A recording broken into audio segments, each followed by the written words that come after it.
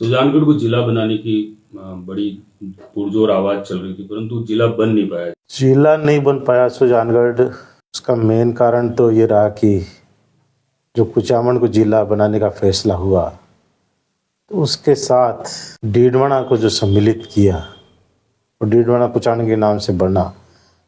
तो डीडवाना का नाम तब सम्मिलित हुआ जब लाडनू विधानसभा क्षेत्र ने सहमति दी डीडवाना के नाम से।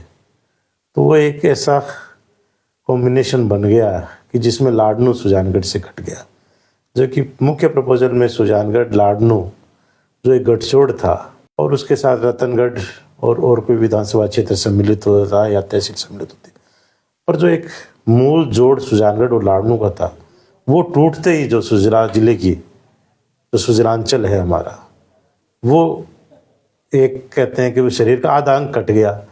और उस वजह से जो अंतिम समय पे, और ये सारा अंतिम समय पे हुआ। जिले को भौगोलिक दृष्टि से देखा जाता है कि राजनीतिक दृष्टि से देखा जाता है? कहीं न कहीं जिला बनने के लिए एक मुख्य मापदंड जनसंख्या होनी चाहिए, पहला मापदंड। तो क्योंकि जनसंख्या का आधार ही कॉन्स्टिट्यूएंसी है, पार्लियामेंट हो चाहे असेंबली हो। तो भौगोलिक और जनसंख्या का पहला होना चाहिए था, पर कहीं न कहीं इसमें राजनीतिक शायद पहले नंबर पर लिया है। राजनीतिक हिसाब भी बहुत कुछ देखा है। एक तो जो सुजानगढ़ और लाडनू कस्बे हैं उनकी दूरी मात्र 8 किलोमीटर है, 8-9 किलोमीटर। तो एक तरफ 1.5 लाख की आबादी का सुजानगढ़ शहर, तो एक तरफ 80,000 की आबादी का लाडनू कस्बा, और बीच में करीब 15-20 हज़ार की आबादी का, इन 8 किलोमीटर में भी बीच में बहुत बड़ा गांव है जसवंतगढ़, एक शहरी टाइप का गांव है। तो इस तरह से 2.5 लाख की जनसंख्या एक ही जगह इकट्ठी है, जो कि मुख्यालय बन रहा था उसकी सुजानगढ़ और लाडनू के बीच में। और इसके अलावा सुजानगढ़ तहसील का भौगोलिक देखें तो सुजानगढ़ क्षेत्र का अंतिम छोर का गांव है जो लालगढ़, सड़ू, कातर, सोनियासर, गिवरसर, 250 किलोमीटर जिला मुख्यालय से दूर पड़ता है। सुजानगढ़ शहर 100 किलोमीटर चूरू से पड़ता है, तो भौगोलिक की स्थिति से बहुत दूरी है। दूसरा, सुजानगढ़ और लाडनू की भौगोलिक स्थिति सेम है। रतनगढ़ और सुजानगढ़ का मेल इसलिए कि रतनगढ़ विधानसभा की अगर बात करें तो रतनगढ़ विधानसभा में सुजानगढ़ तहसील का करीब 1 लाख वोट रतनगढ़ में है। उसके बाद जब जिले की घोषणा हो गई, जब कहीं ना कहीं सुजानगढ़ के जितने भी लोग थे, उसके आसपास के अंचल के लोग थे, उनका एक प्रेशर रहा, उनकी तरफ से एक नए तरीके से लोगों का विरोध भी प्रदर्शन चालू हो गया। तो उसके बाद मुख्यमंत्री जी साहब की मुलाकात हुई, क्या कहा मुख्यमंत्री? उसके बाद सुजानगढ़ क्षेत्र में काफ़ी लोगों में निराशा हुई है, जनक्रोश के रूप में वो देखने को भी मिल रहा है। लोग धरने प्रदर्शन भी कर रहे हैं, बहुत से लोग जयपुर यहाँ आए, उन लोगों के साथ हमने प्रतिनिधिमंडल के रूप में विभिन्न जगह मुलाकात भी की।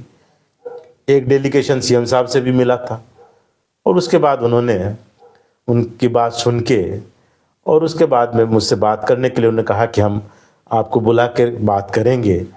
और उसके बाद में उनके जो सीएमओ के जो अन्य हैं जो देखते हैं, उनसे लगातार बात चल रही है।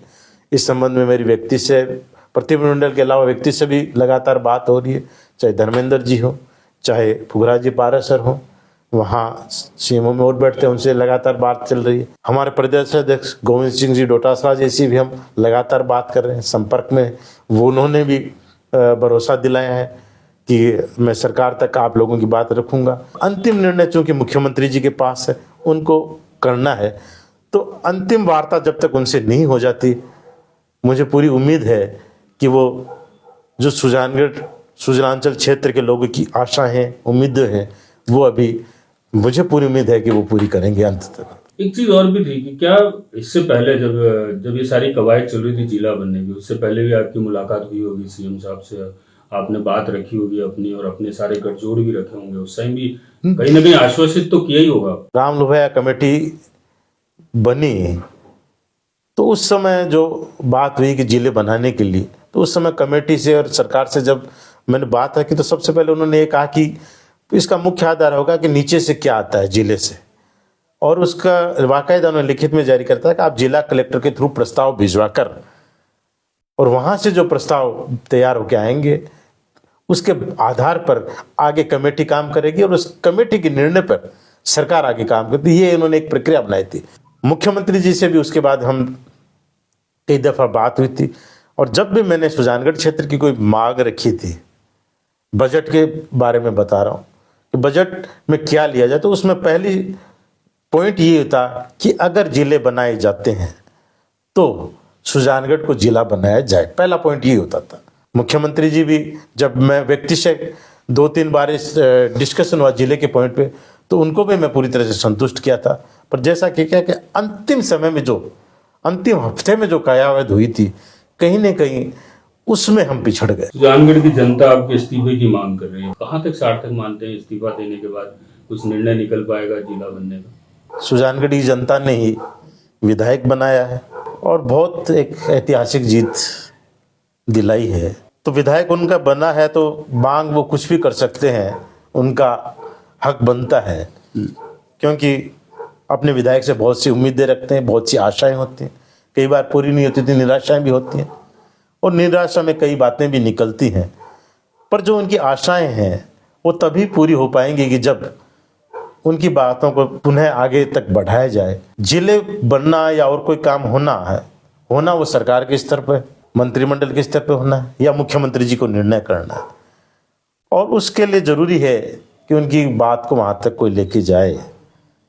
आज अगर मैं उनसे बात कर रहा हूं पिछले 5 दिन से लगातार, चाहे किसी से भी मुख्य मंत्री कार्यालय से जो बात हो रही है, सीएमओ में मेरी बात चल रही है, या मेरे प्रदेशाध्यक्ष जी है जो बात चल रही है, तो उनको एज ए विधायक मैं मिल रहा हूँ, और वो मेरे से तभी बात कर रहे हैं कि मैं जब वहाँ का जनप्रतिनिधित्व कर रहा हूँ, मैं विधायक हूँ।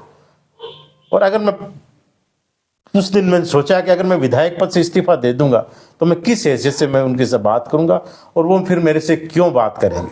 जनप्रतिनिधि का और सरकार का जो एक होना चाहिए कि भी जनप्रतिनिधि की बात सरकार सुने और सरकार अपनी बात जनप्रतिनिधि को उत्तर देवे। एक आम नागरिक की तरफ अगर मैं उनसे बात करूंगा तो क्या उसका वो वजन रहेगा, कैसे अपना वजन रहे, उसको देखते हुए मैंने अभी उस पर कोई निर्णय नहीं किया। देखिए, सुजानगढ़ जनता जरूर वहां बैठी है, अपेक्षा रखती है कि उनका जनप्रतिनिधि उनके बीच में आए। आज पार्टी के हमारे सरपंच पार्षद लगातार उनको समर्थन भी किया है, सबको पता है। वहां जाने के बाद में जो एक बार यहाँ का जो वार्तालाप है, जो बातचीत चल रही है, वो कहीं बीच में रुक नहीं जाए, कट नहीं जाए, इसलिए अभी मैं सुजानगढ़ नहीं जा पा रहा हूँ। एक बार यहाँ की क्या बातचीत होती है, फाइनल इसका गजट नोटिफिकेशन होना है, तो इसके बीच में अगर वो समय जो है, कहीं इस समय का अपन उपयोग करके कहीं अपनी बात मजबूती से सरकार के पास में रख दें, पहुंचा दें, तो हो सकता है कि जो कमी रहेगी, जो बात अधूरी रह गई, जो सुजानचल की जो बात थी वो बीच में रुक गई, हो सकता है वो पूरी हो जाए। उसको देखते हुए अभी मैं भी, मुख्य उद्देश्य यही है कि ये जो हमें बीच में जो समय मिला है, इस तक कहीं ना कहीं हम सरकार को कन्विंस कर सकें और मुख्य तौर से मुख्यमंत्री जी को कन्विंस कर सकें, तो शायद पुनः जो लोगों की आशाएं और उम्मीदें हैं वो पूरी हो जाए। सुजानगढ़ की जनता को क्या संदेश देना चाहते हैं, खासकर जिले को लेकर? वो तो यही कहूँगा कि आप सब लोगों की जो बहुत बड़ी आशाएं थी जिले को लेकर, वो पूरी नहीं हो पाई है। उम्मीद करता हूं कि अभी भी पूरी तरह से जो जिले की है वो खारिज नहीं हुई है, और अभी भी मुझे मुख्यमंत्री जी पे भरोसा है कि वो हम लोगों की बात सुनेंगे और उसका पूरा करेंगे।